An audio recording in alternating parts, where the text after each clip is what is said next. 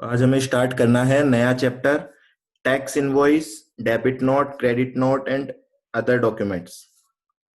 Chapter में कौन कौन से सेक्शन हमारे यूज आएंगे? सेक्शन नंबर 31 से 34 और रूल नंबर 46 से 55A। इसका इंडेक्स आपको फर्स्ट पेज पे दे रखा है। चलिए, सेक्शन 31 हमें बता रहा है एक तो time limit to issue invoice. तो टैक्स इनवॉइस जो होता है उसको इशू करने की क्या टाइम लिमिट होती है? देखो, ये वाला पार्ट हम already time of supply chapter में एक बार पढ़ चुके हैं, इसलिए मैं आपको एक क्विक रिवीजन करवा देता हूं इसका। टाइम ऑफ सप्लाई के लिए due date to issue tax invoice important होती है, इसलिए हम ऑलरेडी वहां पे पढ़ चुके हैं। चलिए, तो टाइम लिमिट गुड्स के केस में अलग होती है और सर्विस के केस में अलग होती है। अगर आप गुड्स की सप्लाई कर रहे हो तो वहां पे हमने 3 केस बना रखे हैं। कौन कौन से 3 केस हैं? नॉर्मल सप्लाई से हम बोलेंगे जो आगे वाली 2 कैटेगरी नहीं है उन सबको हम नॉर्मल सप्लाई में कैटेगराइज करेंगे। एक है हमारी कंटिन्यूअस सप्लाई ऑफ गुड्स और एक है हमारी गुड्स सेंट ऑन अप्रूवल। तीनों ही केस में इनवॉइस कब तक इशू करना है, ठीक है, इसकी बात कर रहे हैं। इशू कब करोगे आप, एक्चुअल में इशू कब करोगे वो अलग मैटर है। इनवॉइस इशू कब तक कर देना चाहिए वो हम बता रहे हैं। अगर इस टाइम में आप इनवॉइस इशू नहीं करते हो तो फिर आपके ऊपर पेनल्टी प्रोविजन अट्रैक्ट हो जाएंगे। नॉर्मल सप्लाई में मूवमेंट ऑफ गुड्स है तो इनवॉइस कब इशू करना होता है? ऑन और before removal of goods for supply. मतलब मेरी दुकान से अगर मैं 1 अप्रैल को गुड्स डिस्पैच करता हूँ और रेसिपिएंट को 5 अप्रैल को गुड्स रिसीव होते हैं तो मुझे इनवॉइस 1 अप्रैल तक इशू कर देना है, ठीक है, रिमूवल से पहले पहले। रिमूवल होने के बाद अगर इनवॉइस इशू कर रहा हूं तो वो टाइम लिमिट के बाद है, उस पर पेनल्टी अट्रैक्ट हो सकती है। दूसरा केस आता है does not involve movement. Does not involve movement का मतलब क्या होता है कि मैं मेरे शोरूम पे गुड्स बेच रहा हूं या फिर मैं वो गुड्स सेल कर रहा हूं जो ऑलरेडी रेसिपिएंट के पास पड़े हैं। मैंने किसी को किराए पे सामान दे रखा था, उसी को मैं सेल आउट कर रहा हूं, तो ऐसे केस में मूवमेंट ऑफ गुड्स नहीं है। तो वहां पे जिस दिन मैं उनको गुड्स की डिलीवरी दे देता हूं या गुड्स अवेलेबल करवा देता हूं, मतलब मैं बोल देता हूं अब से गुड्स की ओनरशिप आपकी, उससे पहले पहले इनवॉइस इशू हो जाना चाहिए। नेक्स्ट आता है कंटिन्यूअस सप्लाई ऑफ गुड्स। इसकी डेफिनेशन भी हम पढ़ चुके हैं टाइम ऑफ सप्लाई चैप्टर में। क्या होता है शॉर्ट में बता देते हैं। कंटिन्यूअस सप्लाई ऑफ गुड्स का मतलब अगर हमने सप्लायर और रेसिपिएंट ने कॉन्ट्रैक्ट कर रखा है। कॉन्ट्रैक्ट किस चीज का कर रखा है कि गुड्स जो है वो कंटिन्यूअसली या रिकरेंट बेसिस पे सप्लाई किए जाएंगे, मतलब बार बार गुड्स सप्लाई होंगे और उन बार बार जब गुड्स सप्लाई होंगे तो उनका इनवॉइस एक साथ नहीं बनाया जाएगा। तो ऐसे कॉन्ट्रैक्ट में ना तो कोई डेट है कि कितने टाइम का कॉन्ट्रैक्ट होना इंपॉर्टेंट है, ठीक है। तो यहाँ पे कोई डेट इंपॉर्टेंट नहीं होती। जब आप कंटिन्यूअस सप्लाई ऑफ सर्विस पढ़ोगे वहां पे 3 मंथ्स का कॉन्ट्रैक्ट होना मैंडेटरी होता है। गुड्स के केस में ऐसी कोई भी डेट नहीं है। चलिए, अब जब कंटिन्यूअसली गुड सप्लाई होते हैं तो ऐसे केस में क्या होता है, पेमेंट भी बार बार में आता है, मतलब सक्सेसिव पेमेंट्स होते हैं, और हम हिसाब भी बार बार में देते हैं जिसको हम इंग्लिश में बोलेंगे स्टेटमेंट ऑफ अकाउंट। तो हम रेसिपिएंट को बार बार में स्टेटमेंट ऑफ अकाउंट देते हैं, बार बार में वो हमें पेमेंट देता है। तो हमें इनवॉइस कब इशू करना है? बस ये दोनों इवेंट पकड़ लो, इनमें से कोई भी इवेंट हो जाता है उसी टाइम आपको क्या करना है, इनवॉइस इशू कर देना है। मतलब अगर रेसिपिएंट आपको पेमेंट कर रहा है तो पेमेंट के वक्त इनवॉइस इशू कर दो। अगर आप रेसिपिएंट को स्टेटमेंट ऑफ अकाउंट बना के दे रहे हो तो उस टाइम स्टेटमेंट ऑफ अकाउंट बनाते वक्त उतने रुपए का इनवॉइस बना के देना पड़ेगा। क्लियर है? Next, goods Saint on approval. Goods Saint on approval का मतलब क्या होता है? गुड्स फिजिकली तो हमारी शॉप से बाहर जा रहे हैं पर उनकी ओनरशिप ट्रांसफर नहीं हो रही, क्योंकि अप्रूवल पे जा रहे हैं। रेसिपिएंट जब अप्रूव करेगा गुड्स को तब एक्चुअल में सप्लाई कंसीडर की जाएगी। अब ऐसे केस में इनवॉइस कब इशू करूं? जब गुड्स दुकान से बाहर जा रहे हैं? नहीं। तो यहाँ पे 2 लिमिट है हमारे पास। एक बोला है टाइम ऑफ सप्लाई, तो टाइम ऑफ सप्लाई को आप बोल सकते हो अप्रूवल। जब कस्टमर ने अप्रूव कर दिया गुड्स को, या तो उस वक्त इनवॉइस बना दो। अगर कस्टमर 6 मंथ्स तक अप्रूव नहीं करता, डेट ऑफ रिमूवल से 6 मंथ्स तक अप्रूव नहीं करता, तो फिर जैसे ही 6 मंथ्स एंड होंगे हमें टैक्स इनवॉइस इश्यू करना पड़ेगा। ये वाला केस हमने, आपको पता हो तो, एक सर्कुलर भी पढ़ा था जहां पे हम इंडिया के बाहर गुड्स लेके जा रहे थे एग्जीबिशन में सेल करने के लिए। चलिए फटाफट से बताएंगे, इसमें कोई भी डाउट है क्या या फिर क्लियर है ये सेक्शन?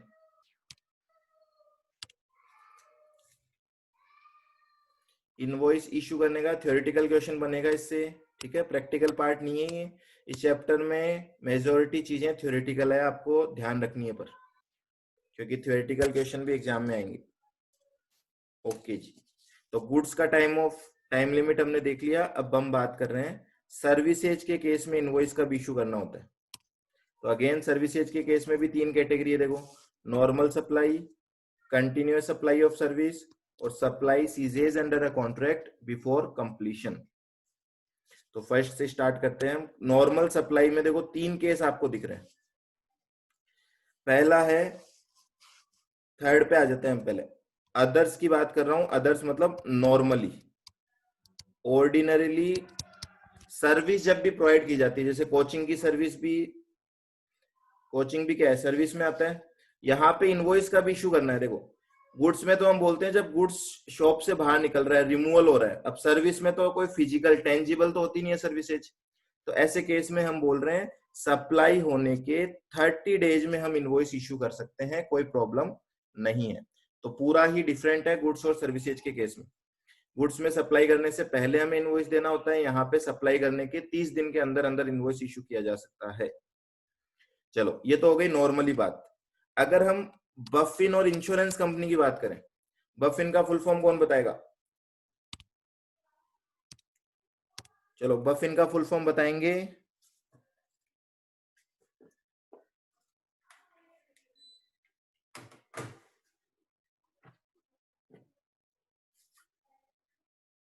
बफिन, बफिन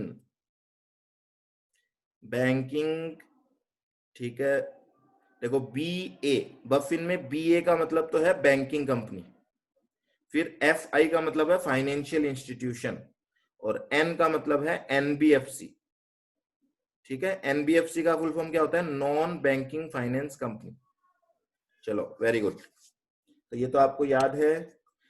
तो अगर मैं बात कर रहा हूं किसी बैंक की या किसी नॉन बैंकिंग फाइनेंस कंपनी की या किसी इंश्योरेंस कंपनी की, तो इन लोगों को बोला है कि आपको 30 डेज की जगह 45 डेज का टाइम देती है गवर्नमेंट, कि आप 45 दिन में आपका इनवॉइस इशू कर सकते हो। ध्यान रखना ये लास्ट डेट है, आप पहले भी इनवॉइस इशू कर सकते हो, उसमें कोई प्रॉब्लम नहीं है। चलिए एक और कैटेगरी यहाँ पे देखो, फॉर बफिन, बफिन मतलब यही, and insurance company and telecom operator. Again वही कैटेगरी आ रही है, पर यहाँ पे जो ट्रांजेक्शन है वो स्पेशल है। If they are supplying taxable service to their DDP, DDP आप जानते ही हो, अंडर सेम पेन नंबर अगर एक से ज्यादा रजिस्ट्रेशन हमने ले रखे हैं, तो मैं बात कर रहा हूं सपोज एचडीएफसी बैंक है, उसकी जयपुर में भी ब्रांच है, उसकी दिल्ली में भी ब्रांच है। तो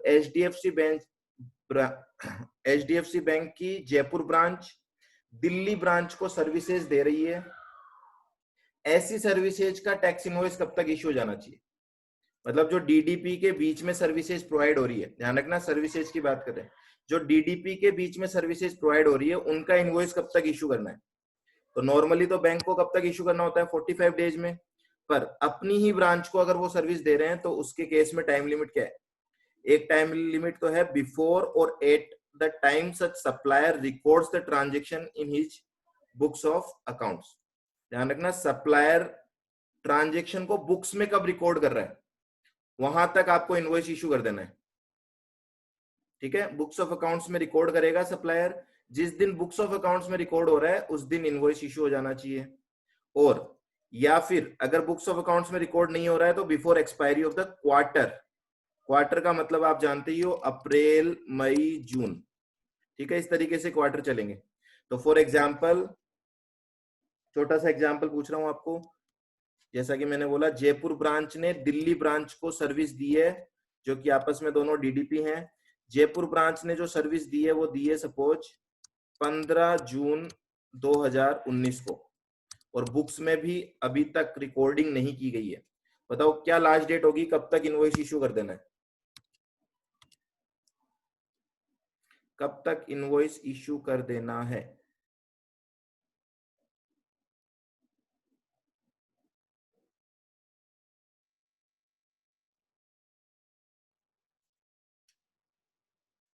जून 30। बिल्कुल। तो क्वार्टर का मतलब आप सब जानते हो, आप क्वार्टर का मतलब ये नहीं है कि 15 जून से क्वार्टर स्टार्ट करना है, 3 महीने नहीं होता क्वार्टर का मतलब। अप्रैल मई जून एक क्वार्टर है, तो 30 जून आपका आंसर इज करेक्ट। ओके जी, नेक्स्ट पॉइंट पे आ जाते हैं, ये समझ में आ गया आपको। अब हम बात कर रहे हैं continuous supply of service. Continuous supply of service भी क्या होता है, वही कि सप्लायर और रेसिपिएंट में कॉन्ट्रैक्ट है। किस चीज का कॉन्ट्रैक्ट है, कि कंटिन्यूअस बेसिस पे सर्विसेज दी जाएगी या फिर रिकरेंट बेसिस पे सर्विसेज दी जाएगी।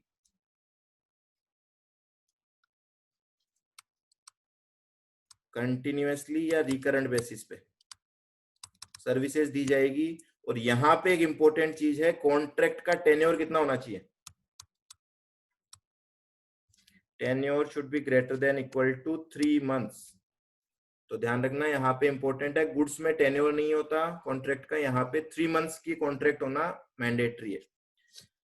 और सिंपल सी बात है, इनवॉइस टाइमली इशू किया जाएगा, पेमेंट भी टुकड़ों में आएगा। तो ऐसे केस में इनवॉइस कब इशू करना है हमें, तो यहाँ पे देखो 3 कैटेगरी आती है।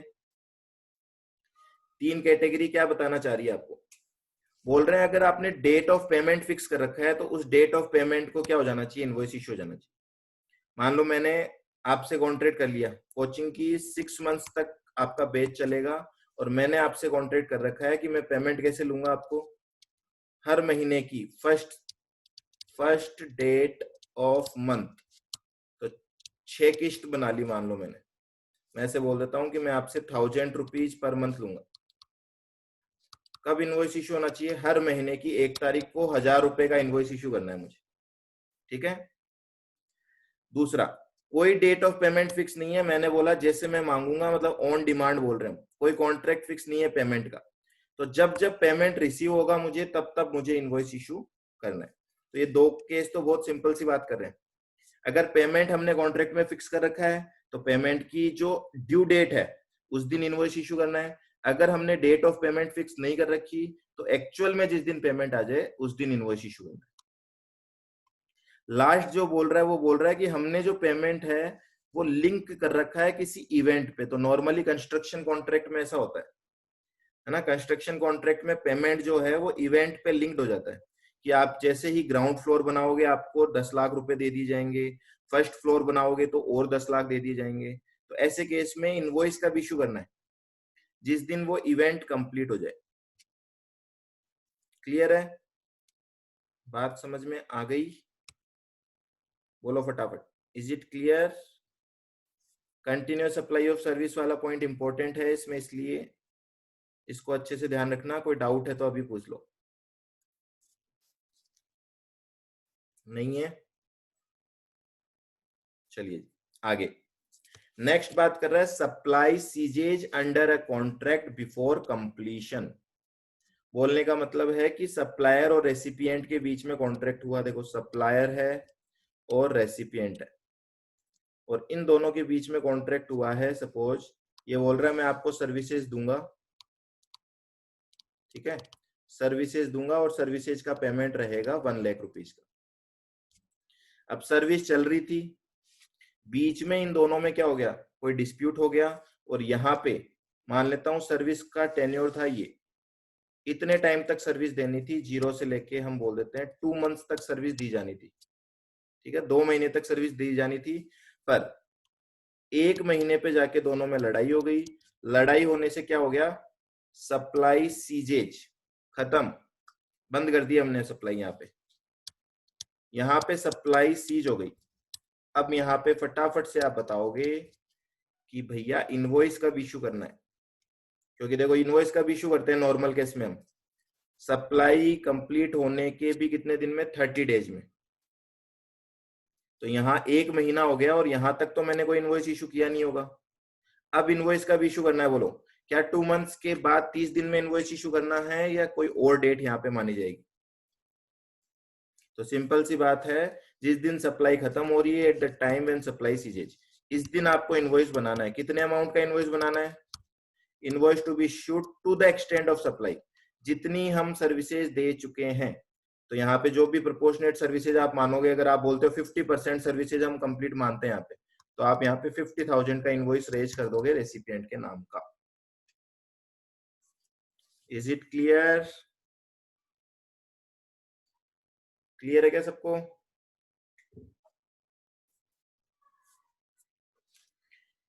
ओके जी, चलो ये तो आपने ऑलरेडी वैसे पढ़ रखा था टाइम ऑफ सप्लाई में। अब आ जाते हैं हम थोड़ा सा आगे इस चैप्टर की डिस्कशन पे। चलो यहां से स्टार्ट करते हैं, पॉइंट वाइज पॉइंट, छोटे छोटे से पॉइंट बने हुए हैं सारे, ताकि आपको अच्छे से समझ में आ जाए। पहला बात कर रहा है बिल ऑफ सप्लाई। तो टैक्स इनवॉइस तो एक डॉक्यूमेंट है और बिल ऑफ सप्लाई एक डॉक्यूमेंट है। कौन सा डॉक्यूमेंट किसको इश्यू करना होता है? ये दोनों इनवॉइस है। आप बोलोगे दो तरह के इनवॉइस होते हैं जीएसटी में, तो आप इसको नोट कर लो। इनवॉइस की आप अगर बात करोगे तो जीएसटी में दो तरह के इनवॉइस होंगे। एक होगा टैक्स इनवॉइस और दूसरा होगा बिल ऑफ सप्लाई।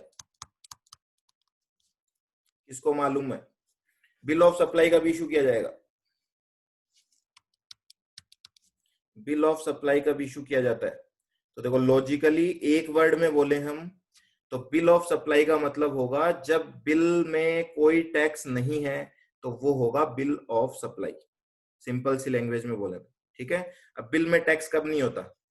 बिल्कुल आपने बोला है, एक तो टैक्स कंपोजिशन स्कीम में, ठीक है, अगर कंपोजिशन टैक्सेबल पर्सन होगा, कंपोजिशन टैक्सेबल पर्सन के केस में हमें बिल ऑफ सप्लाई इशू करना होता है। दूसरा आप बोल रहे हैं एग्जेम्प्टेड सप्लाई के केस में, तो दोनों पे लॉजिक काम कर रहा है क्या कि हमें बिल में जब टैक्स शो नहीं करना होता तो हम बिल ऑफ सप्लाई बोलते हैं। ठीक है, टैक्स इनवॉइस कब इशू होगा? सिंपली बात है, इसके अलावा जब भी कोई टैक्सेबल सप्लाई है तो यहाँ पे आप बोल सकते हो जब भी कोई टैक्सेबल सप्लाई हो रही होगी तो टैक्स इनवॉइस इशू होगा। क्लियर? हटा दो इसको।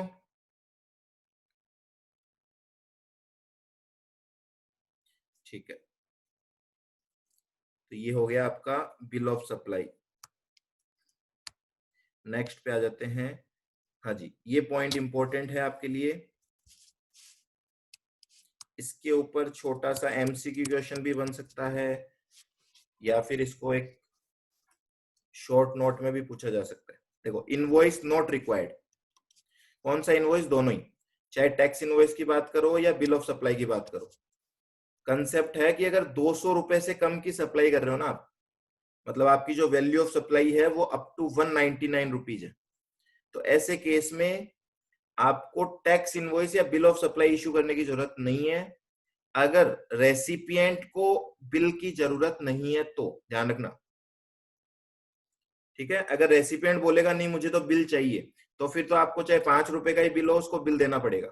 ऐसे केस की बात नहीं कर रहे हैं, तो हम कुल मिला के बोल सकते हैं एक तरीके से ये अनरजिस्टर्ड पर्सन अगर आपका रेसिपिएंट है ना तो ये वाला प्रोविजन वर्क करेगा, क्योंकि रजिस्टर्ड होगा तो ऑब्वियसली वो बिल मांगेगा, है ना।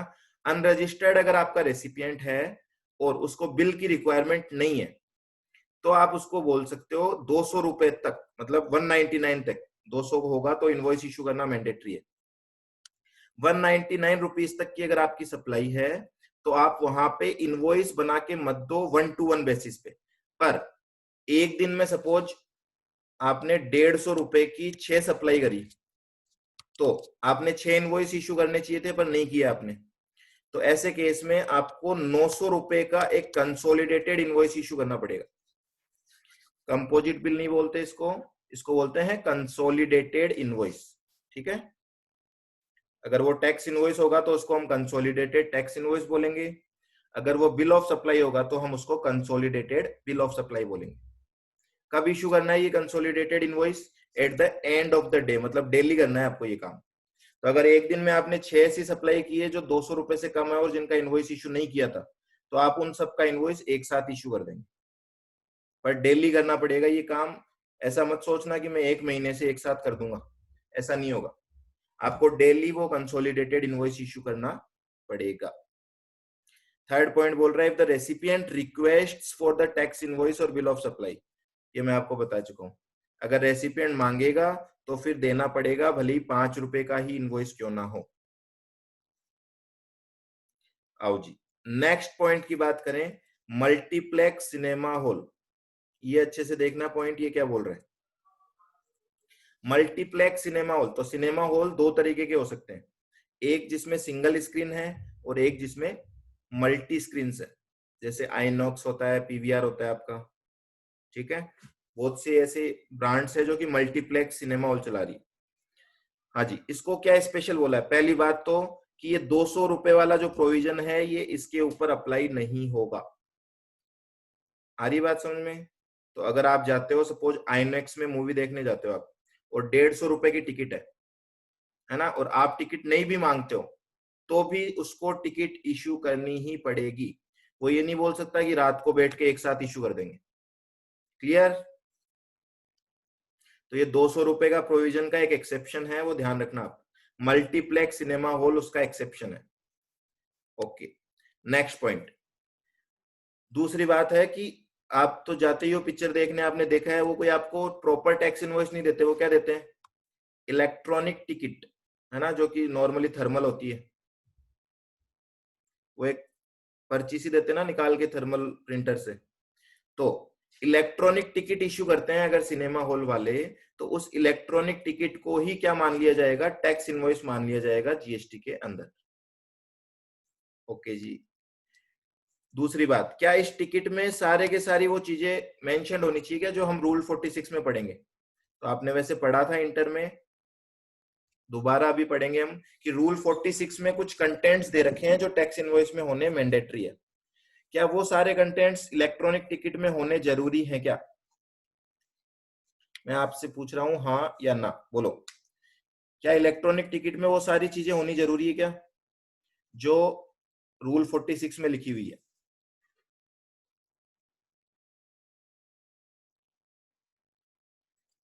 हाँ जी जरूरी है, पर अगर रेसिपिएंट की डिटेल नहीं डालेंगे तो चलेगा। तो आपको पता है रेसिपिएंट की डिटेल जरूरी होती है रूल 46 में, पर यहाँ पे बोल रहे हैं यहाँ रेसिपिएंट की डिटेल नहीं डालेंगे तो भी चलेगा, वैलिड मानी जाएगी इलेक्ट्रॉनिक टिकट। ओके जी, एक नोट लिखा हुआ है नीचे, वो क्या बोल रहा है, सिंगल स्क्रीन सिनेमा हॉल होगा ना, वो भी चाहे तो ये वाले जो 3 हमने अभी प्रोसीजर पढ़े हैं ये फॉलो कर सकता है, उसकी खुद की मर्जी है, उसके ऊपर मैंडेटरी रिक्वायरमेंट नहीं है। बोलो क्लियर है क्या, मल्टीप्लेक्स सिनेमा हॉल वाला जो एक्सेप्शन है वो। यहाँ पे देखो कुछ रूल्स के नंबर वगैरह लिखे हुए हैं, वो आपको कोई जरूरी नहीं है याद करना, आप तो केवल कंसेप्ट याद करो। सेक्शन नंबर याद होता है तो करो, नहीं होता है तो इग्नोर कर दो। Concept is more important. 95% marks आपको कंसेप्ट दिलाएगा, 5% आप मान सकते हो इनका वेटेज। चलिए क्लियर है, तो आगे आ जाते हैं थर्ड पॉइंट। थर्ड पॉइंट हमें बोल रहा है रिवाइज्ड इनवॉइस क्या होता है, ये कंसेप्ट देखना है आपको। रिवाइज्ड टैक्स इनवॉइस क्या होता है, तो चलिए इसके लिए इधर आना पड़ेगा हमें। रिवाइज्ड टैक्स इनवॉइस का कंसेप्ट क्या होता है, किसी को मालूम है क्या, किसी को पता है रिवाइज्ड टैक्स इनवॉइस का कंसेप्ट।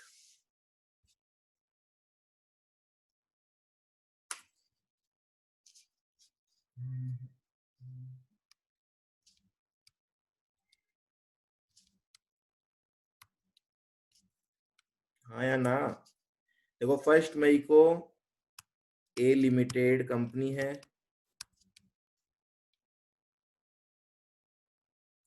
याद तो आ रहा है, चलो कोई बात नहीं, आप देखना अच्छे से सिचुएशन क्या केस है और फिर डिसाइड करते हैं। 1 मई 2019 को A limited becomes liable for registration, ठीक है। लाइबिलिटी आ गई इसके ऊपर रजिस्ट्रेशन की। तो लाइबिलिटी किसी भी रीजन से आ सकती है, आपने पढ़ा था 22 सेक्शन से भी आ सकती है, 24 सेक्शन से भी आ सकती है। अब जब लाइबिलिटी आती है तो लाइबिलिटी आने के कितने दिन में हम अप्लाई कर सकते हैं रजिस्ट्रेशन के लिए? बोलो, लाइबिलिटी आने के कितने दिन में रजिस्ट्रेशन के लिए अप्लाई किया जा सकता है?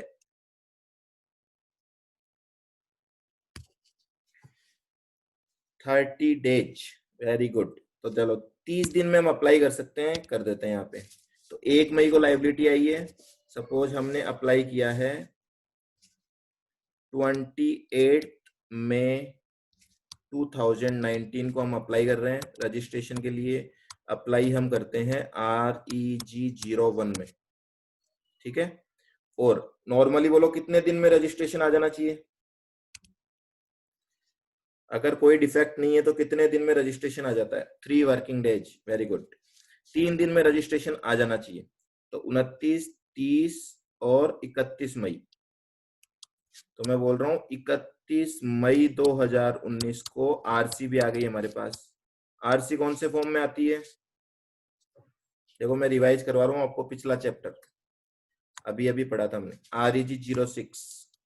क्या बात है, पढ़ा तो है मतलब तुम होने जाके, ठीक है। आरसी आ गई REG06 में। अब एक पॉइंट है यहाँ पे, वो समझ लेना।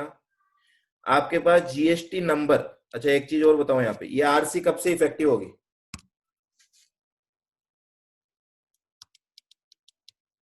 इफेक्टिव डेट बताओ आरसी की। इफेक्टिव डेट ऑफ आरसी 1 मई। चलो जी, वेरी गुड। अगर 1 मई से हम रजिस्टर्ड हैं, इसका मतलब क्या हुआ? इसका मतलब हुआ सर, अगर हमारे पास 15 मई को कोई कस्टमर आता है, तो अब मैं आपको जो बोल रहा हूं वो अच्छे से सुन लेना। ए लिमिटेड की शॉप है, मोबाइल शॉप है, सपोज इसने मोबाइल शॉप खोल रखी है। इसके पास एक कस्टमर आया है मिस्टर बी। कब आया ये कस्टमर? ये कस्टमर आया है 15 मई 2019 को, ठीक है। 15 मई 2019 को कस्टमर आया है, हमने कस्टमर को मोबाइल सेल कर दिया। अब मुझे इतना सा बता दो, मोबाइल सेल करते वक्त क्या मैं इसे टैक्स इनवॉइस इशू कर सकता हूं क्या?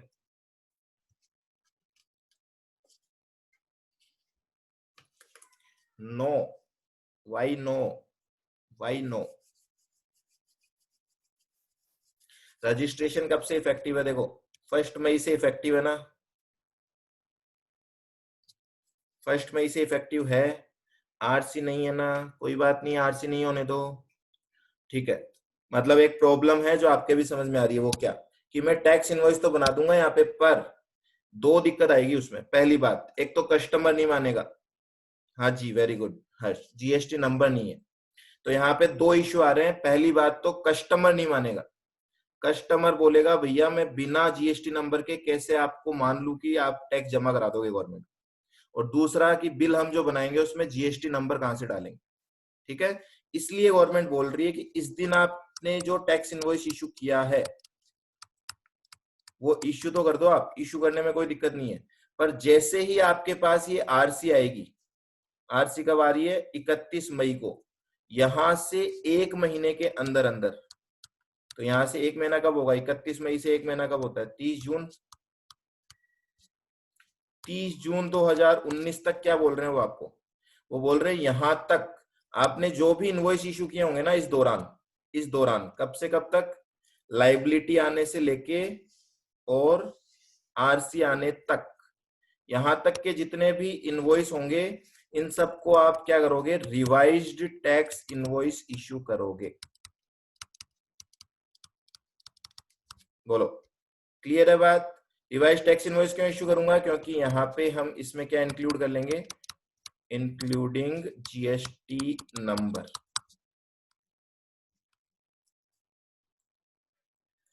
सर प्रैक्टिकली लोग लाइबल जब होने वाले होते हैं तभी अप्लाई कर देते होंगे ना, ताकि ये सब ना करना पड़े। हाँ जी, अब आप लोग हो गए स्मार्ट। प्रैक्टिकली बात कर रहे हो आपकी, प्रैक्टिकली क्या करना चाहिए? तो बिल्कुल प्रैक्टिकली ऐसे केस में जब आप लाइबल होने लगते हो तभी अप्लाई कर देना चाहिए, ताकि ऐसी सिचुएशन अराइज ना हो। अदरवाइज चलो ये तो प्रैक्टिकली हमने ये देख लिया कि भी करना कैसे काम, पर ये जब कस्टमर आएगा ना, इसको मनाना मुश्किल हो जाता है कि भैया तू टैक्स दे दे। तो फिर वो कस्टमर ये बोलता है कि आप जब रिवाइज टैक्स इनवॉइस दोगे मुझे, तब मेरे से टैक्स के पैसे ले लेना। ठीक है, तो प्रैक्टिकली वर्किंग में दिक्कत आ जाती है। प्रोविजन आपको समझ में आया या नहीं आया, पहले तो ये बताओ। प्रोविजन क्लियर है क्या? आ गया, आया भी और गया भी, या आके रह गया आपके पास? ब्रेक ले लेना एक आधे मिनट का, ताकि कंटिन्यू बोल रहा हूं मैं।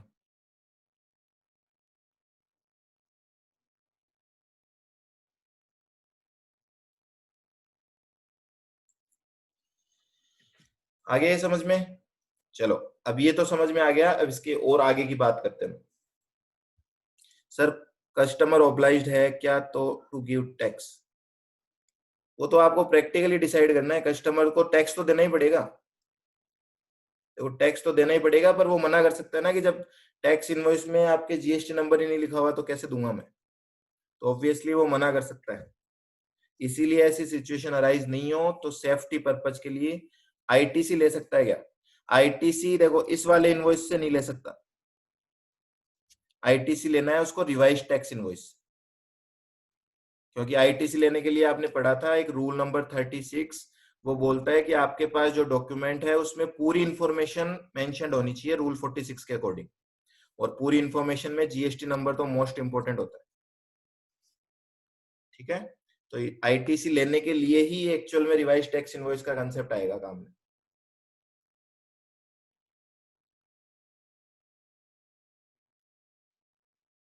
क्लियर है यहां तक?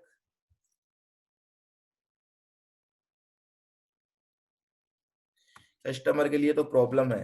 क्यों है प्रॉब्लम कस्टमर के लिए? तो कोई दिक्कत ही नहीं है कस्टमर को। तो कस्टमर 15 मई को तो ये बोलेगा भैया कोई इश्यू नहीं है, टैक्स हमसे तब ले लेना जब रिवाइज टैक्स इनवॉइस देते हो, और रिवाइज टैक्स इनवॉइस जब आपको मिलेगा तो आईटीसी ले लेना, नो प्रॉब्लम।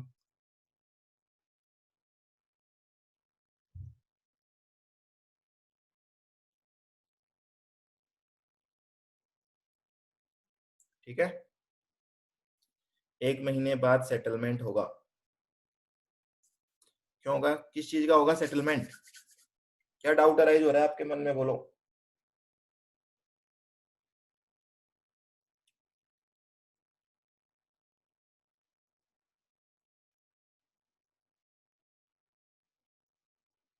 देखो, टैक्स इनवॉइस और रिवाइज टैक्स इनवॉइस में पहले तो एक चीज ध्यान रखो, ये दोनों एक ही डॉक्यूमेंट माने जाएंगे। ऐसा नहीं है कि ये दोनों अलग अलग डॉक्यूमेंट है।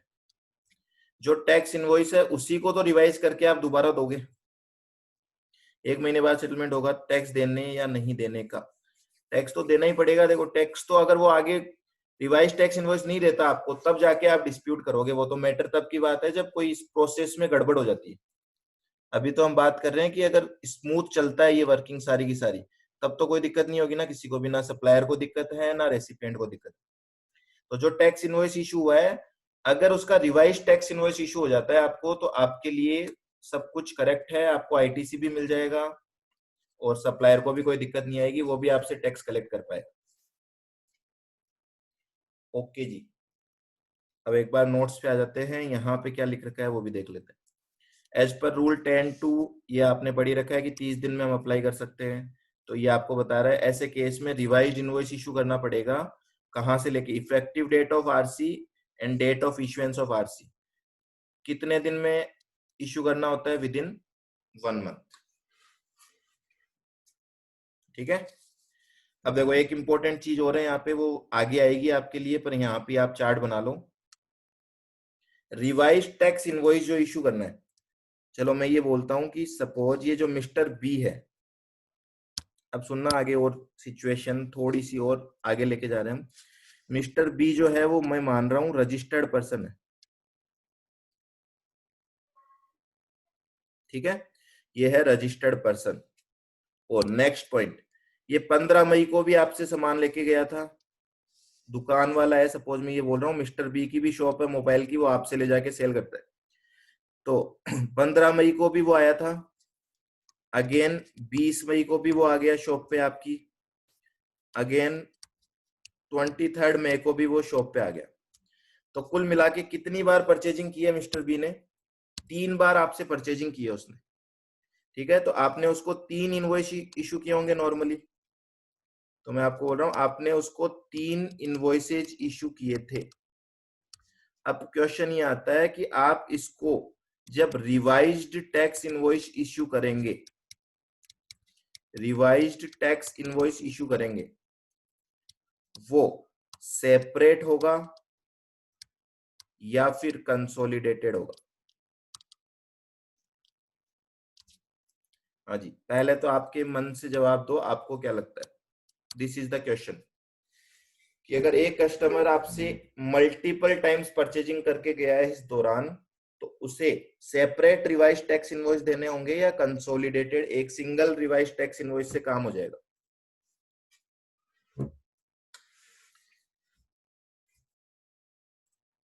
जैसा मन माने। आप बोल रहे हो कि जैसे, कुछ लोग बोल रहे हैं सेपरेट, कुछ लोग बोल रहे हैं जैसा मर्जी हो वैसा कर दो। ऐसा नहीं होगा, मर्जी सेपरेट बोल रहे हो आप। ठीक है, तो देखो इसके ऊपर कुछ प्रोविजन है, उसका आप चार्ट बना लो, फिर हम देखते हैं इस केस में क्या होना चाहिए। क्या प्रोविजन है, इस तरफ बना देते हैं हम चार्ट।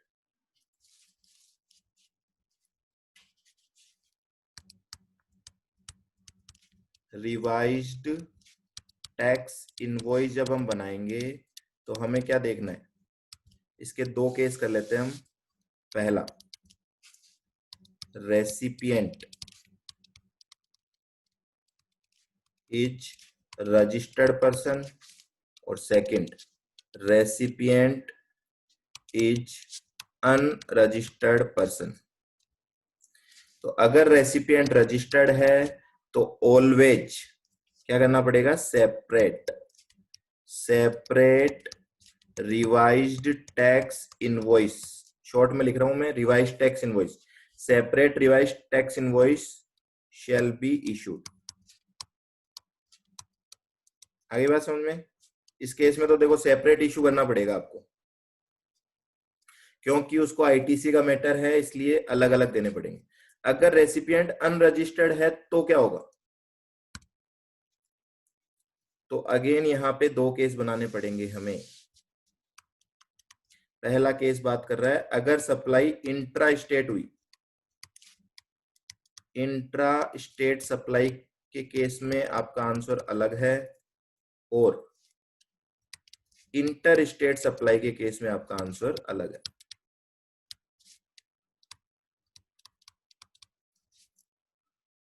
अगर इंट्रा स्टेट सप्लाई है तो आंसर है consolidated, consolidated revised tax invoice में बी इशूड। मतलब यहां पे आपकी मर्जी है, आप कंसोलिडेटेड भी इशू कर सकते हो, सेपरेट भी इशू कर सकते हो। इंटर स्टेट का आंसर क्या होगा? किसी को मालूम है क्या इंटर स्टेट का क्या आंसर होगा?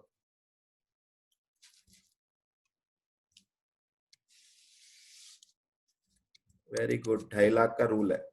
Value of supply is up to 2,50,000 और value of supply is greater than 2,50,000। अगर वैल्यू ऑफ सप्लाई, जिस कस्टमर को हमने गुड्स दिया है, ध्यान रखना मैं इंडिविजुअल कस्टमर के हिसाब से कैलकुलेट कर रहा हूं, ऐसे नहीं आप पूरे टोटल काउंट कर रहे हो। एक कस्टमर ने अगर आपसे 2.5 लाख तक का ही सामान लिया है तो आप उसको क्या इशू कर सकते हो? कंसोलिडेटेड इशू कर सकते हो, कंसोलिडेटेड इशू कर सकते हैं। और अगर किसी ने 2.5 लाख से ज्यादा का सामान लिया है तो उसको आपको सेपरेट ही इशू करना पड़ेगा। लो जी, चार्ट हो गया तैयार, इसको कर लीजिए नोट।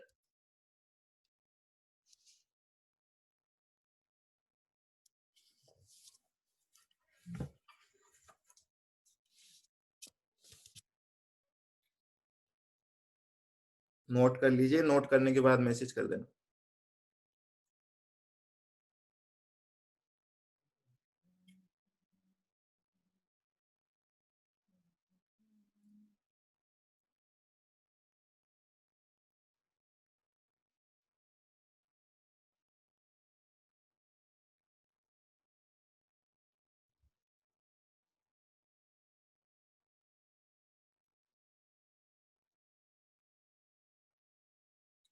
डन। बाकी का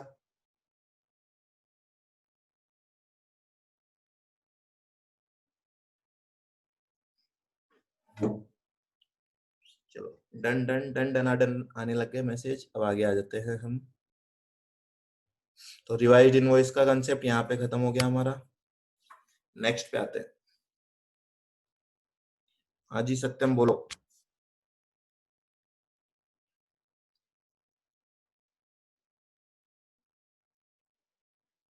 क्या in case of debit note? Same debit note पे भी यही कंसेप्ट लगता है। सेम हो जाएगा ना, डेबिट नोट और टैक्स इनवॉइस तो एक ही बात होती है। देखो नेक्स्ट जो डॉक्यूमेंट्स है, कितने डॉक्यूमेंट आ गए अभी तक आपके पास? अभी तक हमने 3 डॉक्यूमेंट पढ़े, tax invoice, bill of supply और रिवाइज्ड टैक्स इनवॉइस। अब 2 और डॉक्यूमेंट आ रहे हैं, receipt voucher and refund voucher. ये क्या होते हैं? रिसिप्ट वाउचर का मतलब आपको देखो देखने में पता ही लग ही रहा है कि पैसे आ रहे होंगे, रिसिप्ट हो रही होगी तो उसका वाउचर देना है।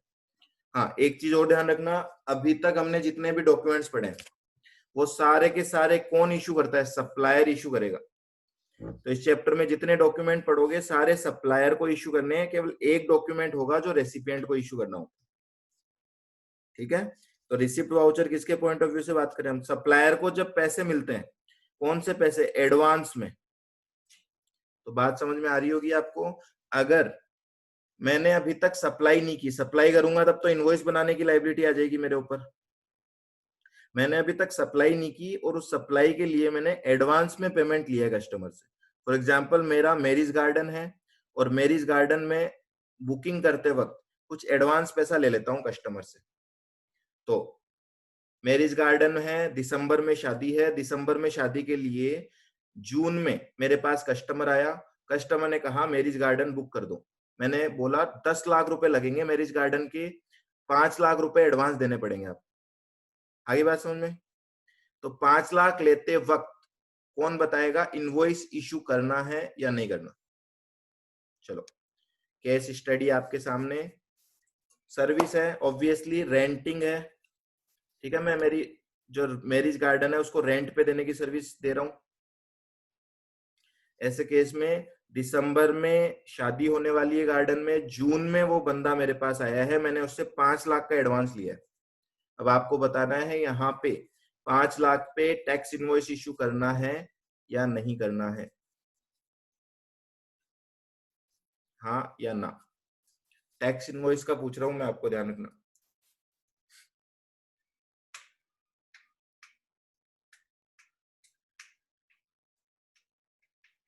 करना है, वही करना है।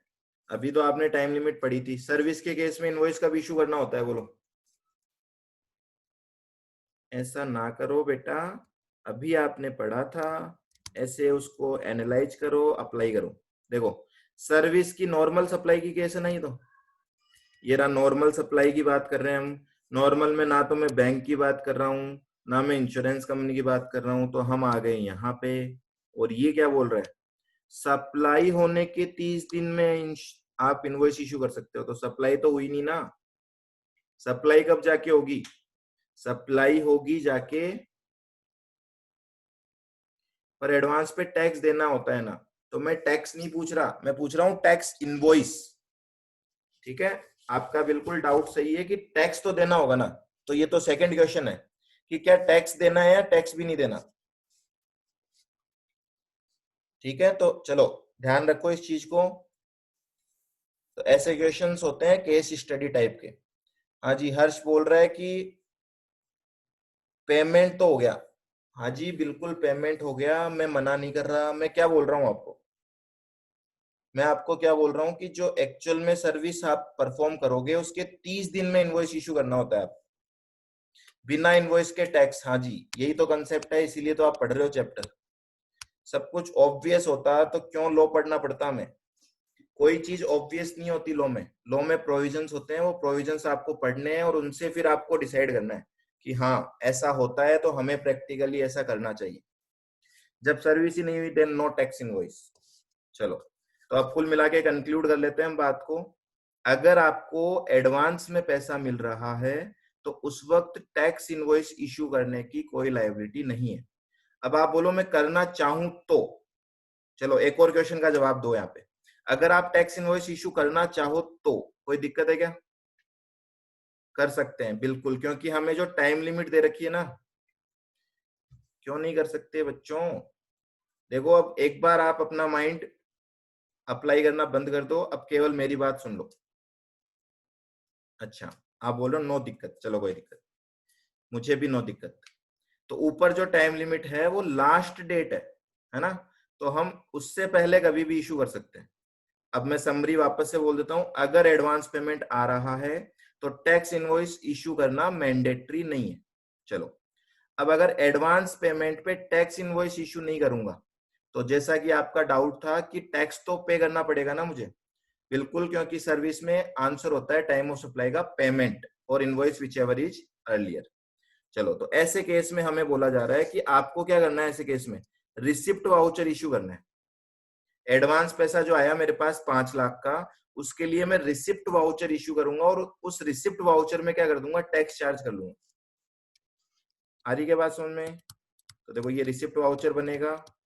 इसका फॉर्मेट आपके लिए कोर्स में नहीं है, तो फॉर्मेट फॉर्मेट सॉरी, इसके जो कंटेंट्स होते हैं वो कोर्स में नहीं है, तो कंटेंट नहीं पढ़ेंगे। तो आप तो ध्यान रखो, यहाँ पे आपने एडवांस रिसीव किया है सपोज 5 lakhs का, तो इसी में टैक्स चार्ज कर लोगे आप। ठीक है, यहाँ पे ही आप टैक्स चार्ज कर लोगे। सपोज मैं बोल रहा हूँ आईजीएसटी लग रहा है अगर 18%, तो ये हो जाएगा 90,000 रुपीज। क्लियर सबको? अब टैक्स चार्ज करने के लिए टैक्स इनवॉइस इशू करना is not mandatory. Is it clear? चलो और आगे बढ़ाते हैं इसी सिचुएशन को। तो सप्लायर तो ए लिमिटेड है और रेसिपिएंट मैं मान रहा हूँ बी लिमिटेड है। अब सर अच्छे से सुनना, अब वो मैरिज वाला केस बदल देते हैं हम। अब मैं बोल रहा हूँ कि अपनी कॉन्फ्रेंस के लिए कोई बुक करवा रहा है और उसका आईटीसी भी एलिजिबल है, ये मान लेते हैं कि बी लिमिटेड को आईटीसी भी एलिजिबल है इस रेंट के ऊपर। अब ये इनवॉइस बना के दिया है मैंने 5 लाख का, कब दिया है? ये जून मंथ में। इवेंट कब होने वाला है? दिसंबर मंथ में। अब मुझे आप फटाफट से बता दो कि देखो यहाँ पे इसने बी लिमिटेड ने कितना पेमेंट किया होगा। मैं मान लेता हूँ इसने पूरा पेमेंट कर दिया इस दिन 5,90,000 रुपए का। 5,90,000 का पेमेंट किया है, इसीलिए तो रिसिप्ट वाउचर इशू करके दिया है इसको। अब आपके सामने क्वेश्चन, अच्छे से सोच के बताना, ऐसे नहीं फटाफट से यस नो लिख दो। क्या यहाँ पे बी लिमिटेड जून में आईटीसी अवेल कर सकता है क्या? आईटीसी इन जून मंथ, जून मतलब जून की रिटर्न में हम आईटीसी क्लेम कर सकते हैं क्या? हाँ या ना? अच्छे से सोच लेना, जो कंडीशंस है वो अप्लाई कर लेना और उसके बाद में आंसर देना।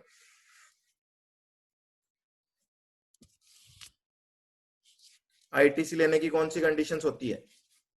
कोई सेक्शन नंबर लिख के बताएगा कि आईटीसी लेने की कंडीशंस कहाँ चेक करते हैं हम? 16(2). Very good, perfect. अब मजे आ रहे हैं आपकी बातें सुन के। अब ऐसे लग रहा है कि हाँ फाइनल वाले बच्चे पढ़ रहे हैं। तो 16(2) हमें बोलता है जब तक एक्चुअल में गुड्स या सर्विसेज रिसीव नहीं हो जाते हैं हम आईटीसी अवेल नहीं कर सकते हैं। तो समझ में आ रही है बात? यहाँ पे गवर्नमेंट बोल रही है 90,000 हम ले लेंगे जून में ही। तो देखो, जून का टैक्स कब जमा होता है? 20 जुलाई को। तो गवर्नमेंट 20 जुलाई को 90,000 रुपए ले लेगी, पर आईटीसी कब तक नहीं मिलेगा? जब तक एक्चुअल में सर्विस रिसीव नहीं हो जाती रेसिपिएंट को। बोलो, समझ में आ गई बात यहां तक? Is it clear? Receipt voucher में टैक्स भी लगेगा, पर टैक्स का आईटीसी रेसिपिएंट को नहीं मिलेगा ड्यू टू सेक्शन 16(2). ओके जी, आगे आ जाते हैं। अब मैं ये बोल रहा हूं आपको, दो और पॉइंट यहाँ पे है डिस्कशन के। अगर मनी फॉरफिट, ठीक है, ये भी जवाब देता हूं आपको, उससे पहले एक बार ये प्रोविजो पढ़ लेते हैं हम। रूल 50 का एक प्रोविजो है, वो क्या बोल रहा है? चलो, आज आपके क्वेश्चंस भी ऐसे लग रहे हैं थोड़े से कंसेप्चुअली अच्छे क्वेश्चंस हैं, तो उनका भी रिप्लाई कर रहा हूं। पहले ये केस भी डिसाइड कर लेते हैं। अगर मैं जिस दिन रिसिप्ट वाउचर बना रहा हूं उस दिन मुझे टैक्स का ही नहीं मालूम कि कितना टैक्स रेट लगाना है इसके ऊपर, है ना। मैं एडवांस तो ऐसे ही ले रहा हूँ मान लो कस्टमर से, और उसको बोला है कि आप यहाँ से ले लेना सर्विसेज, अलग अलग रेट है सर्विसेज की। तो ऐसे केस में डीम्ड रेट क्या मानी जाएगी, 18%। और अगर आपको नेचर ऑफ सप्लाई भी नहीं पता तो उसको क्या माना जाएगा, इंटर स्टेट। तो ये 2 पॉइंट ध्यान रखना, ये एग्जाम में पूछे जा सकते हैं आपसे। अगर एडवांस पैसा आते वक्त हमें टैक्स की रेट नहीं पता तो 18% का बिल बनाना, सॉरी रिसिप्ट वाउचर बनाना। और अगर आपको नेचर ऑफ सप्लाई नहीं पता तो क्या मान लेना उसको, इंटर स्टेट सप्लाई। चलो जी, और आगे चलते हैं, वन स्टेप अहेड। उसके बाद में दक्षिता आपके क्वेश्चन के भी जवाब देता हूं, पहले ये पढ़ लो ताकि ये भी आपके लिंक हो जाए उसमें। ठीक है, अब आपने कहा अगर मनी इन केस फॉरफिट होता है, मनी फॉरफिट हो जाता है, ठीक है, फॉरफिट हो गया अगर मनी। इसी केस की अगर मैं बात करूं कि 5,90,000 रुपए कस्टमर ने दे दिए थे, ठीक है, जिसमें 90,000 का क्या था, टैक्स भी शामिल है। ओके जी, अब हुआ क्या, दिसंबर में इवेंट होने वाला था पर दिसंबर से पहले इवेंट हो गया कैंसिल। बी लिमिटेड गया ए लिमिटेड के पास कि हमारा इवेंट कैंसिल हो गया, हमने जो आपको पैसे दिए थे वो हमें लौटा दो। तो ए लिमिटेड बोला हमारे यहाँ केवल एंट्री अलाउड है, पैसे आप लेके वापस नहीं जा सकते, हमारी पॉलिसी है कि या तो इवेंट कर लो या फिर जो पैसे आपने एडवांस दिए हैं वो फॉरफिट हो जाएंगे। ठीक है, तो पैसे फॉरफिट हो गए। अब ऐसे केस में आपका सवाल है क्या बी लिमिटेड को आईटीसी मिलेगा क्या। अब देखो मैं जवाब दूं उससे पहले आप जवाब दो, प्रोविजंस के अकॉर्डिंग क्या मिलना चाहिए क्या, हाँ या ना।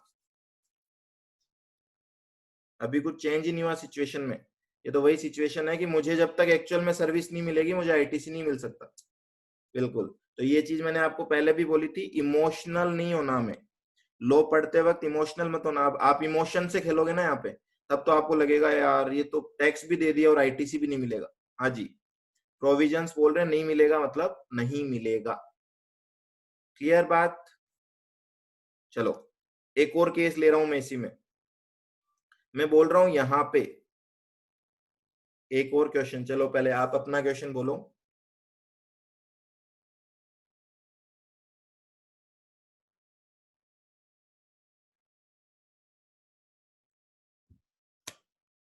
हाँ जी बोल दो, कोई इशू नहीं है।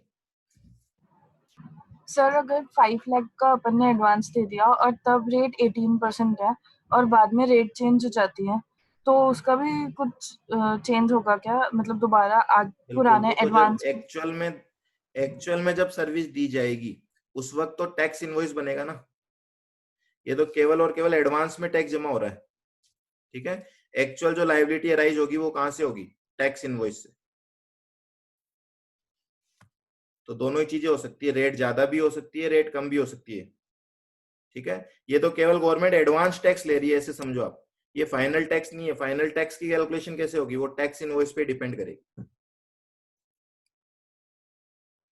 ठीक है, चलो अब इस केस को मैं आगे बढ़ा रहा था, मैं यहाँ बोल रहा था बी लिमिटेड का इवेंट कैंसिल हो गया, बी लिमिटेड आया था ए लिमिटेड के पास कि हमारे पैसे रिफंड कर दो। यहाँ पे ए लिमिटेड ने ये कहा कि देखो हमारी पॉलिसी है कि 50% ऑफ एडवांस फॉरफिट हो जाता है, तो यहाँ पे कुछ अमाउंट तो रिफंड करेगा ना ए लिमिटेड। कितना अमाउंट रिफंड करेगा बोलो, कितना अमाउंट रिफंड करेगा, ये आपसे क्वेश्चन है। 2.5 lakh is the wrong answer, और बोलो 2.5 lakh is wrong, I need more answers. Refund कितना अमाउंट किया जाएगा, 90,000 इज रॉन्ग। 90,000 कैसे बोल रहा हूँ, क्वेश्चन ही नहीं सुना क्या अच्छे से। मैं बोल रहा हूँ ए लिमिटेड ने कहा कि हमारी पॉलिसी है 50% अमाउंट फॉरफिट करते हैं हम, तो 90,000 का तो कोई मतलब नहीं है। 2.5 लाख कुछ हद तक सही है पर अमाउंट करेक्ट नहीं है। 2,95,000 इज परफेक्ट। आधा करना है, सीधी सी तो बात है, आपने 5 90 दिए थे उसके आधे आपको वापस मिल जाएंगे। मतलब कुल मिला के मैं आपको ये पूछना चाह रहा हूं अब यहाँ पे, क्या यहाँ पे आपको टैक्स का भी रिफंड मिल जाएगा क्या, हाँ जी। तो जब रिफंड वाउचर इश्यू होगा ना तो रिफंड वाउचर भी क्या करेगा वो, 2.5 लाख तो अपनी जेब से देगा ए लिमिटेड, और 45,000 गवर्नमेंट से वापस ले लेगा वो, क्योंकि ये 90,000 में वापस बोल रहा हूँ आपको, ये 90,000 एडवांस टैक्स था। है ना, ये कोई सप्लाई तो हुई नहीं थी ना। और अगर सप्लाई नहीं हो रही, सप्लाई वापस कैंसिल हो जाती है, तो जो पैसा मैंने दिया है गवर्नमेंट को, वो गवर्नमेंट से क्या ले सकता हूँ, वापस ले सकता हूँ। बोलो क्लियर है बात? तो रिफंड में इसमें मैं बोल सकता हूँ, यहाँ पे इसमें टैक्स भी शामिल है, कितना, 45,000। अब क्लियर होना चाहिए यहां तक सब कुछ। कैसे लेगा, कैसे लेगा? हाँ जी, रिफंड ले लेगा, गवर्नमेंट से रिफंड ले लिया जाएगा एक्सेस अमाउंट पेड का। ठीक है, और ये जो हम इसको रिफंड करेंगे 2,95,000 रुपीज, इसके लिए जो डॉक्यूमेंट इश्यू करेंगे उसको हम बोलेंगे रिफंड वाउचर।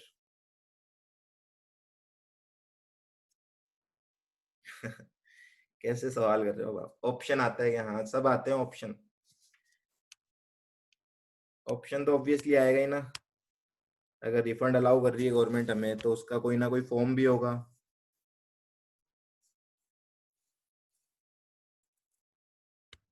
फेसबुक पे थोड़ी आएगा ऑप्शन की, हाँ फेसबुक पे जाके पिंग कर देना हमें, हम आपको पैसे भेज देंगे।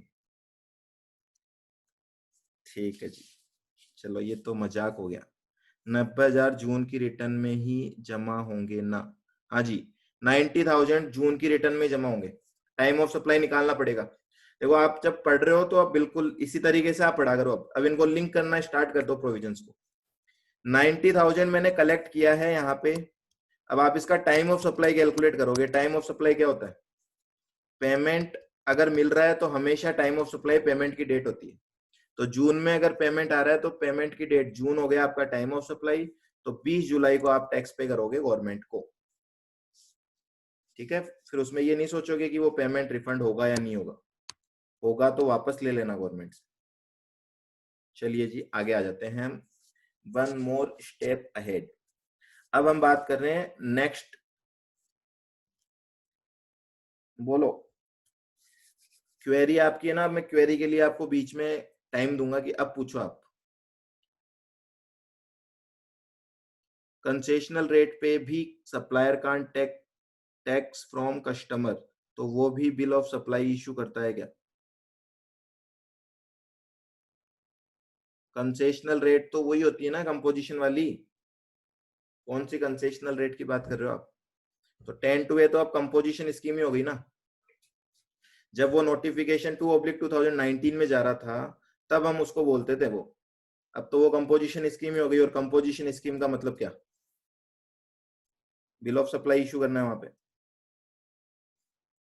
ठीक है, चलो जी, नेक्स्ट बात कर रहा है। देखो यहाँ पे जो केस है वो ये बोल रहा है कि हमने जो इनवर्ड सप्लाई ली है, अब अच्छे से देखना, ये कंपनी है ए लिमिटेड। आउटवर्ड सप्लाई की बात नहीं कर रहा, मैं बात कर रहा हूँ इसने इनवर्ड सप्लाई ली है किसी एडवोकेट से। एडवोकेट से सप्लाई लेते हैं तो क्या लगता है? आरसीएम। तो यहाँ पे ये टैक्स जमा कराएगा आरसीएम में। तो आपने वैसे पढ़ रखा है ऑलरेडी आईटीसी के चैप्टर में कि इसको यहाँ पे क्या करना पड़ता है। ए लिमिटेड यहाँ पे क्या करेगी? सेल्फ इनवॉइस जनरेट करेगी। सेल्फ इनवॉइस जनरेट करेंगे, और वही इनवॉइस आपका क्या होगा? आईटीसी लेने का डॉक्यूमेंट होगा, along with payment of tax का चालान। क्लियर है बात? तो आरसीएम में जब आप टैक्स पे करते हो तो आप एक सेल्फ इनवॉइस खुद बनाओगे। दूसरा, जब आप पेमेंट करोगे एडवोकेट को यहाँ पे, तो एडवोकेट को पेमेंट करते वक्त पेमेंट वाउचर इश्यू करोगे। तो फर्स्ट डॉक्यूमेंट है, फर्स्ट एंड लास्ट डॉक्यूमेंट जो रेसिपिएंट इश्यू करता है, बाकी सारे डॉक्यूमेंट सप्लायर इश्यू करेगा। ध्यान रखना अच्छे से। तो एक एमसीक्यू क्वेश्चन बन रहा है यहाँ पे कि रेसिपिएंट कौन सा डॉक्यूमेंट इश्यू करता है, उसका नाम बताओ। तो यहाँ पे आप बोलोगे पेमेंट वाउचर। ठीक है, क्लियर?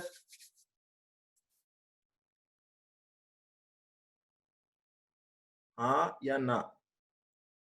हाँ जी। तो सेक्शन 31 होता है इसके साथ हमारा ओवर। ठीक है, इससे रिलेटेड बहुत से रूल्स है, वो अभी पढ़ेंगे हम। उससे पहले दो छोटे छोटे से सेक्शन है, ये देख लो आप। एक सेक्शन 32 बोल रहा है prohibition on unauthorised collection of tax. Unauthorised collection of tax के लिए आपको मना कर रखा है। अनऑथोराइज्ड क्या होता है? आप अनरजिस्टर्ड हो, ऑब्वियसली टैक्स कलेक्ट नहीं कर सकते। अगर आप रजिस्टर्ड हो और आप जो प्रोडक्ट सेल कर रहे हो वो 12% वाला है, क्या आप गवर्नमेंट के लिए 18% कलेक्ट कर लोगे कस्टमर से? आप बोलोगे कि गवर्नमेंट देखो हम आपके फायदे के लिए कस्टमर को धोखा दे रहे हैं, आपका प्रोडक्ट तो 12% वाला है पर हम 18 ले रहे हैं आपके लिए, तो क्या दोगे हमें इनाम में? तो इनाम में चांटा आएगा और कुछ नहीं आएगा। दो चीजें होगी देखो आपके साथ,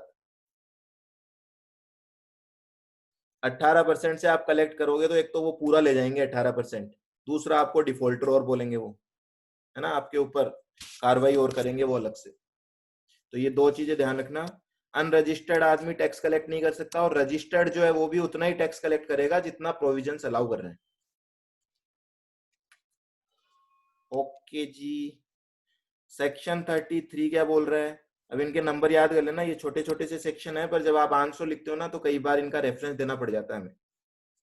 सेक्शन 33 क्या बोल रहा है कि कोई भी डॉक्यूमेंट इश्यू होगा यहाँ पे, टैक्स इनवॉइस हो या कोई अदर डॉक्यूमेंट इश्यू होगा और उससे रिलेटेड कोई जीएसटी है तो वो जीएसटी का अमाउंट अलग से शो होना चाहिए वहां पे।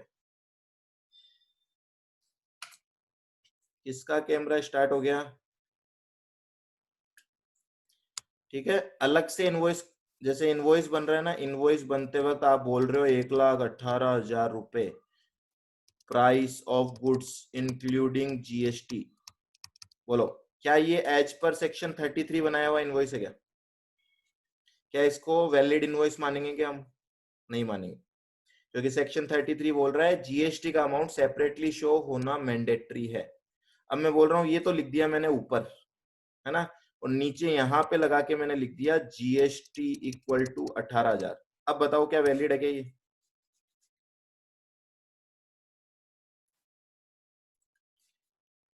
वैलिड है क्या ये? हाँ जी, अब वैलिड है। अब नो क्यों निकल रहा है? अरे अब क्यों नो निकल रहा है आपके मुंह से? मुंह से नहीं, सॉरी, उंगलियों से नो क्यों निकल रहा है अब आपकी?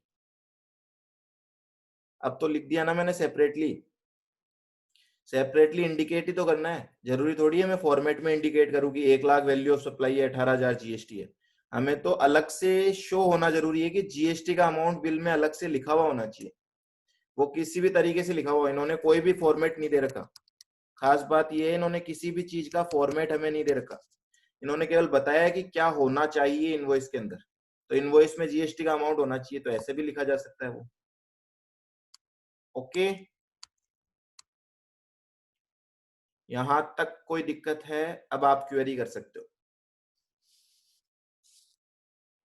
क्वेरी में तब बोलू जब करा करो आप, ताकि हमारा कोर्स भी साथ के साथ चलता रहे।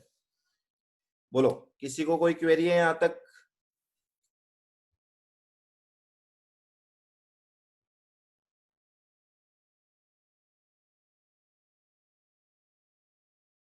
कोई क्वेरी नहीं है? No, no.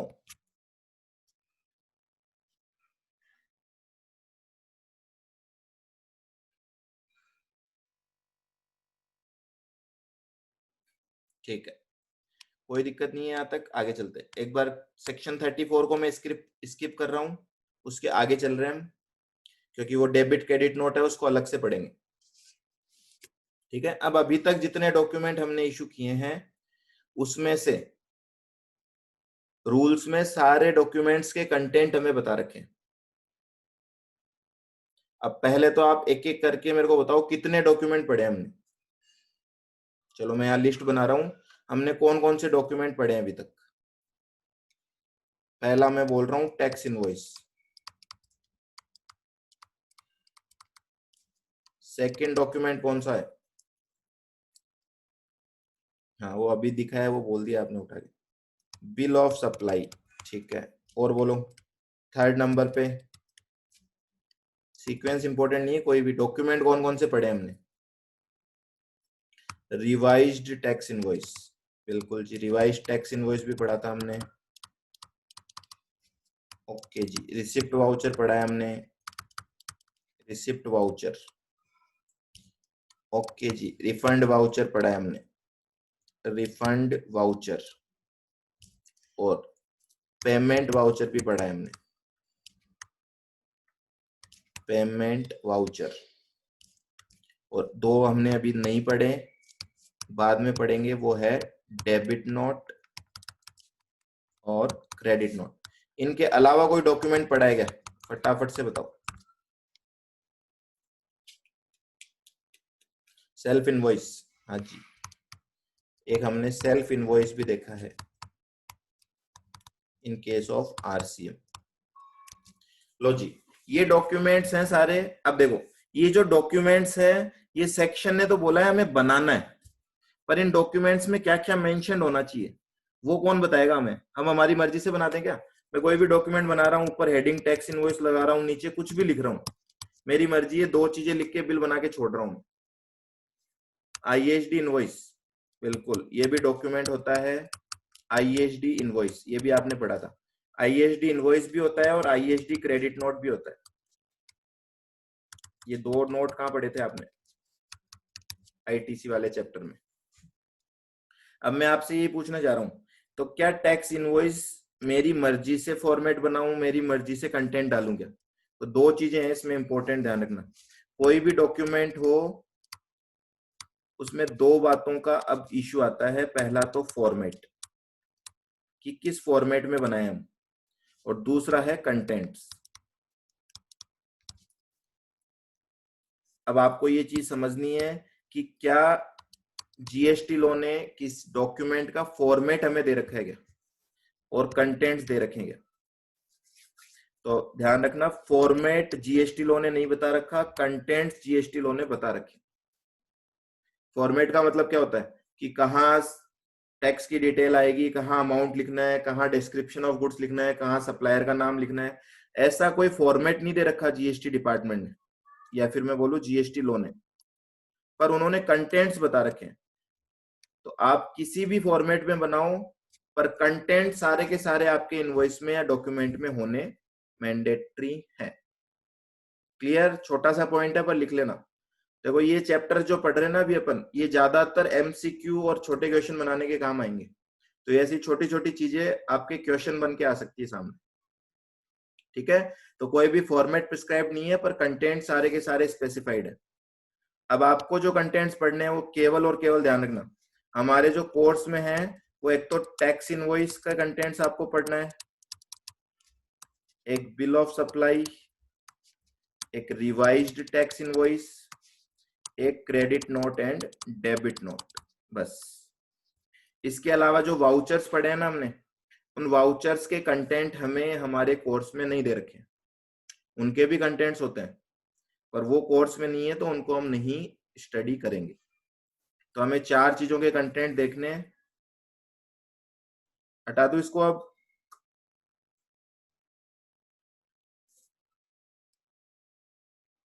यस और नो?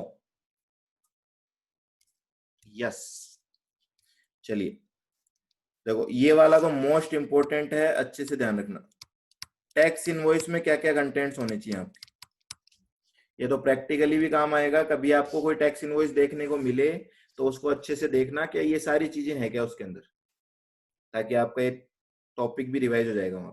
चलो अब वन बाय वन देखते हैं हम क्या क्या होता है इनवॉइस में।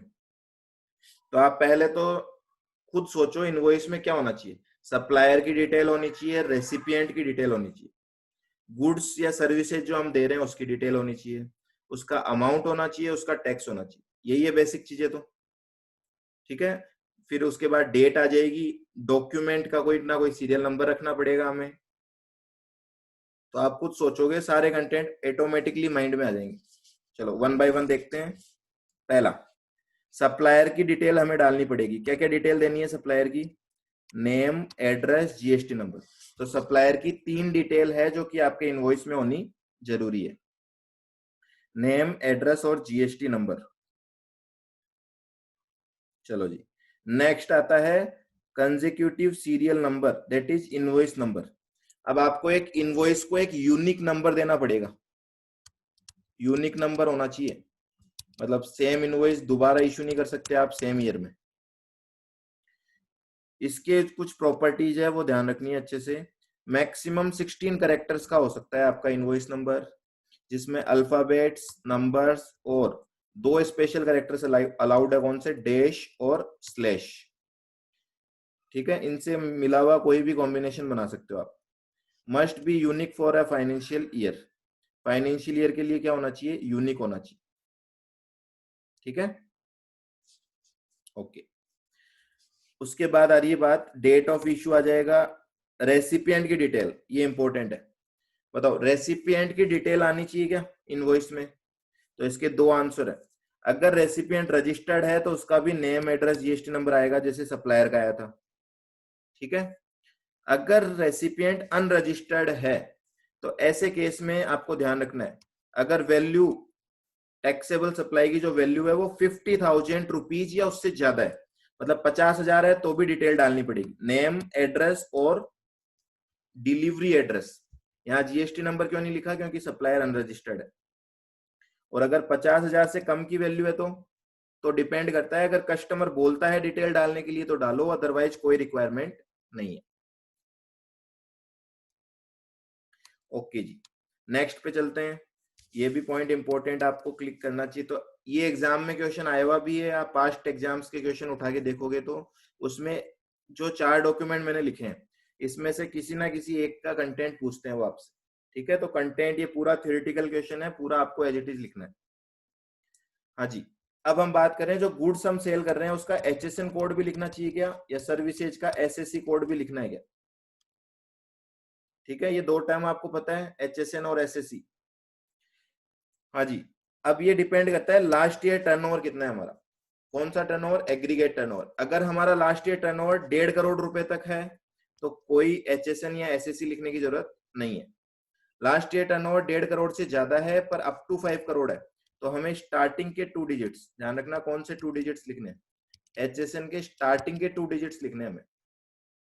और अगर 5 करोड़ से ज्यादा है तो फिर 4 डिजिट्स लिखने हैं हमें स्टार्टिंग के। ठीक है, आगे आ जाते हैं। आगे जो डिटेल आएगी उसमें गुड्स की डिस्क्रिप्शन आ जाएगी, quantity in case of goods, अगर गुड्स होगा तो उसके केस में क्वांटिटी भी आएगी एंड यूनिट भी आएगी, यूनिट और यूनिक क्वांटिटी कोड। मतलब कि जैसे सपोज आप पीस सेल कर रहे हो तो 5 पीस लिखा हुआ आएगा, आप लीटर में सेल कर रहे हो तो 10 लीटर लिखा हुआ आएगा, है ना, इस तरीके से लिखा हुआ आना चाहिए वो। तो ये यूनिट होती है, यूनिट लिखी हुई आनी मैंडेटरी है। फिर टोटल वैल्यू आ जाएगी, टैक्सेबल वैल्यू आ जाएगी, रेट ऑफ टैक्स आ जाएगा, अमाउंट ऑफ टैक्स आ जाएगा और लास्ट में सिग्नेचर आ जाएगा। तो ये तो हो गई आपकी बेसिक चीजें। ये 2 जो पॉइंट है बीच में ये है स्पेशल रिक्वायरमेंट, 3 पॉइंट है, सॉरी ये क्या बोल रहे हैं देखो, अगर इंटर स्टेट सप्लाई है तो प्लेस ऑफ सप्लाई भी लिखना जरूरी है। दूसरा, अगर प्लेस ऑफ सप्लाई और डिलीवरी एड्रेस अलग अलग है तो डिलीवरी एड्रेस भी आपको लिखना पड़ेगा। और whether the tax is payable on reverse charge, तो जब एडवोकेट कोई बिल बनाएगा ना तो वो लिख के देगा रिवर्स चार्ज की tax payable under reverse charge. Clear है, आगे समझ में कंटेंट्स?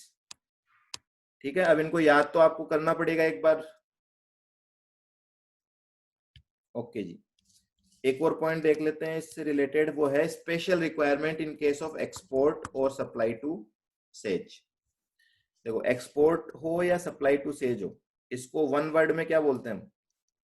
बोलो, एक्सपोर्ट और सप्लाई टू सेज को वन वर्ड में क्या बोलते हैं?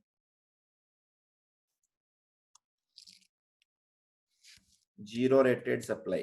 Very good. और जीरो रेटेड सप्लाई में गवर्नमेंट हमें 2 ऑप्शन देती है। क्या 2 ऑप्शन देती है?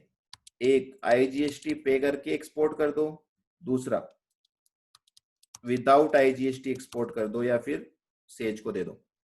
बस, अब आपने कौन सा ऑप्शन चूज किया है आपको वो इनवॉइस पे लिख देना है। तो यहाँ पे हम बोल रहे हैं कि जीरो रेटेड सप्लाई के केस में आपको ये 2 पॉइंट में से कोई भी एक पॉइंट जो आपने चूज किया है वो इनवॉइस के ऊपर और लिखना पड़ेगा। फॉर एग्जाम्पल मैं बोल रहा हूँ आपने एक्सपोर्ट किया है और आईजीएसटी पे करके एक्सपोर्ट किया है, तो आप इनवॉइस पे क्या लिखोगे? Supply meant for export on payment of IGST. ये पूरा नहीं लिखना, supply meant for export on payment of IGST, इतना सा लिखना है आपको। ठीक है, और अगर आपने एक्सपोर्ट किया होगा विदाउट आईजीएसटी तो आपको लिखना है supply meant for export under bond और letter of undertaking without payment of IGST. तो बहुत सिंपल सी लैंग्वेज दे रखी है, ये आपको लिखना है। तो ये तो हो गया एक्सपोर्ट के केस में। अगर आपने सेज को दिया है तो क्या लिखोगे आप लिखोगे supply to SEZ unit on payment of IGST for authorised operation. ठीक है, विदाउट पेमेंट किया है तो आप लिख दोगे supply to SEZ unit for authorised operation under bond और LOU without payment of IGST. Plus ये 4 डिटेल और देनी होती है आपको इस केस में, जीरो रेटेड सप्लाई के केस में। क्या? Name, address of recipient, address of delivery और नेम ऑफ डेस्टिनेशन कंट्री। चलो, पॉइंट टू बी नोटेड क्या बोल रहा है? GST law has not prescribed any format और टैक्स इनवॉइस कोई फॉर्मेट नहीं है। It means the registered person can prepare the format as per its convenience, but all the details required under rule 46 has to be included in the tax invoice. Clear? यहां तक सबको clear है?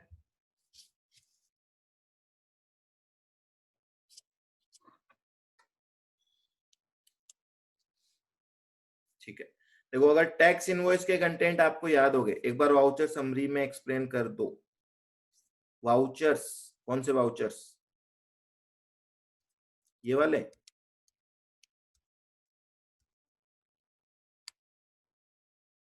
देखो vouchers क्या होते हैं, फटाफट से देखो, मैं यहाँ पे आपको सारा ही बोल देता हूँ एक बार। टैक्स इनवॉइस कब काम आएगा? जब आप कोई टैक्सेबल सप्लाई कर रहे हो।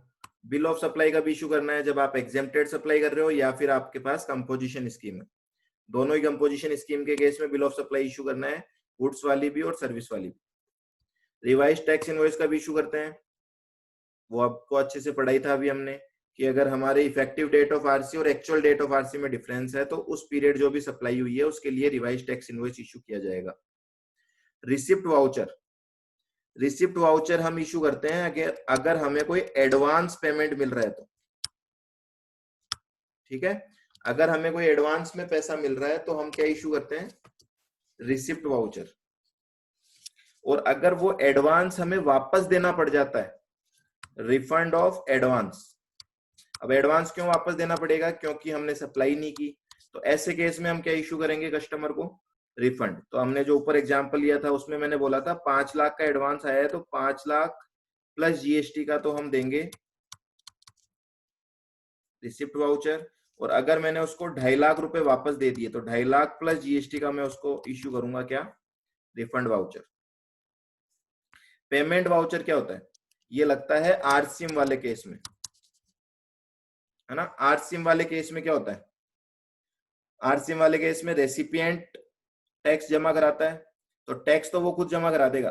वो जब सप्लायर को पैसे देगा तो पैसे देते वक्त कौन सा वाउचर इशू करना है? Payment voucher. ये इकलौता वाउचर है जो कि रेसिपिएंट इशू करेगा। और डेबिट क्रेडिट नोट अभी तक हमने पढ़े नहीं, ये पढ़ेंगे तब डिस्कस करेंगे। सेल्फ इनवॉइस आरसीएम के केस में बनाना ही है हमें। आईएसडी इनवॉइस क्या होता है और आईएसडी क्रेडिट नोट क्या होता है वो हम पढ़ चुके हैं सेक्शन 20 के दौरान। क्लियर?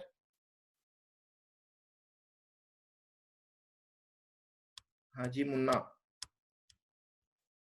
अब देखो ये bill of supply 1 he minute लगेगी, एज इट इज है। अगर आपने टैक्स इनवॉइस पढ़ लिया तो बिल ऑफ सप्लाई के कंटेंट्स आराम से याद हो जाएंगे। वही ये सेम पहला point, name address GST number of supplier. Second point भी एज इट इज सेम है, इनवॉइस नंबर 16 कैरेक्टर का हो सकता है, अल्फाबेट आ सकते हैं, नंबर आ सकते हैं, डैश हाइफन भी आ सकता है, डैश और स्लैश भी आ सकता है।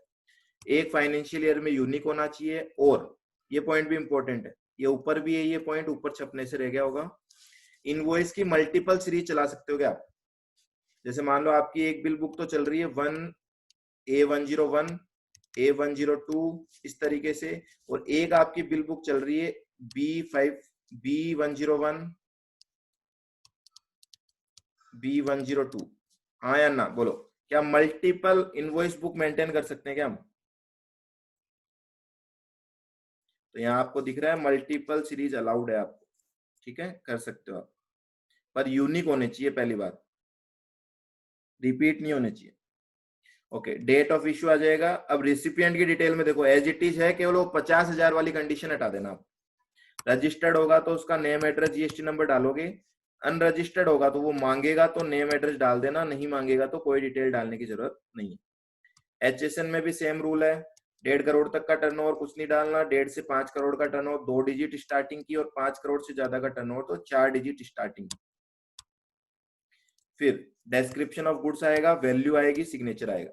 इसमें क्या चीजें गायब है? इसमें गायब है टैक्सेबल वैल्यू,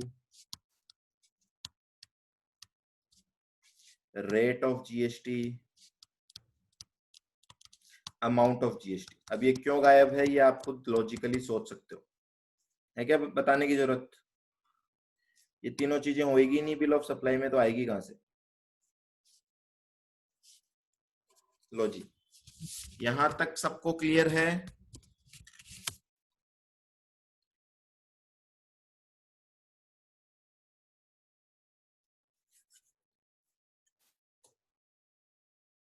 ओके, तो आज की क्लास यहीं तक रखते हैं हम, ठीक है? थोड़ा थ्योरेटिकल पोर्शन है तो ज्यादा हैवी हो जाएगा, कल खत्म हो जाएगा ये चैप्टर। इसमें अब मोस्टली एक तो डेबिट नोट क्रेडिट नोट का डिस्कशन करना है, और एक कुछ स्पेशल रिक्वायरमेंट होती है कुछ स्पेशल इंडस्ट्रीज के केस में, वो हमें देखनी।